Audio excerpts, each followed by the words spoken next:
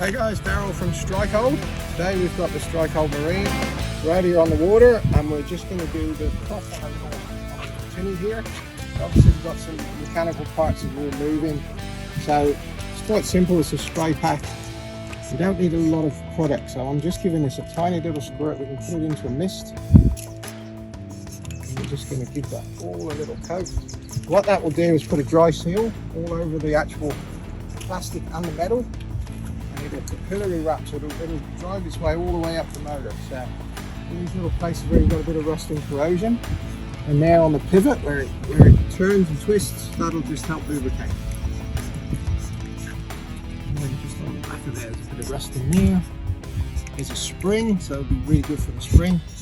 But just your general maintenance. So there we have it, Strikehold Marine, available from Strikehold here in Australia. We have the exclusivity rights, so if you want to give us a call or check us out on our website www.strikehold.com.au.